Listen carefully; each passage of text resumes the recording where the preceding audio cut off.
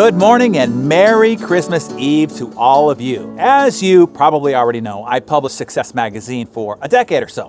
One of my predecessors at Success was W. Clement Stone. And this is a copy of Stone's version of Success Magazine, which was called Success Unlimited. I was 6 years old when this was originally published. You can see he featured Santa Claus on the cover. I'd say old St. Nick is worthy of being considered a success, you think? Inside this issue, Dr. Norman Vincent Peale shares a beautiful little story that he experienced one Christmas Eve that I thought I would share with you on this day.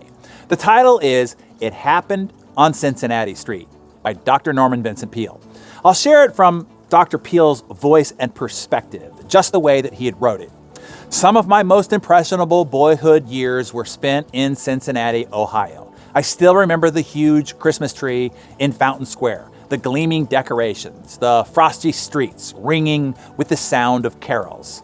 Upon East Liberty Street, where we lived, our mother and father always had a Christmas tree with real candles on it, magical candles, which, combined with the fir tree, gave off a wonderful forestry aroma, unique and unforgettable. One Christmas Eve, when I was 12 years old, I was out with my father doing some late Christmas shopping. We were both loaded down with packages, and I was getting tired of it and a bit cross. I was thinking how good it would be to get home when a beggar, a blurry-eyed, unshaven, dirty old man, came up to me and touched my arm with a hand like a claw. He asked me for money.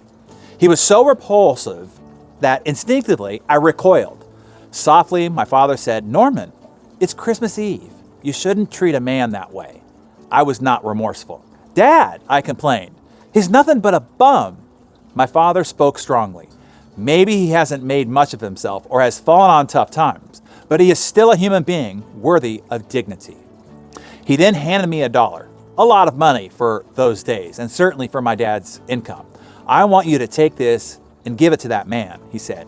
"Speak to him respectfully. Tell him you are giving it to him in the name of Christmas." "Oh, Dad," I protested. "I can't do anything like that." My father's voice became firm. "Go and do as I told you." So reluctantly and resisting, I ran after the old man and said, "Excuse me, sir, I give you this money in the name of Christmas." He stared at the dollar bill, then looked up at me in utter amazement. A wonderful smile came to his face, a smile so full of life and beauty that I forgot that he was dirty and unshaven.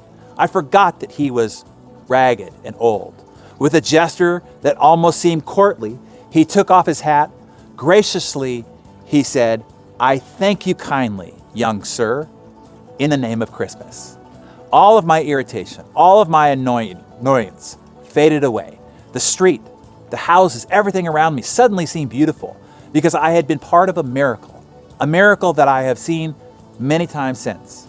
The transformation that comes over people when you think of them as human beings worthy of dignity and kindness. That was my Christmas discovery that year, to realize the gold of human dignity that lies hidden in every living soul, waiting to shine through if you will only give it a chance. I send you off on an exploration to find the human dignity that lies hidden in every living soul, if you will only use the picks and shovels of your love and kindness.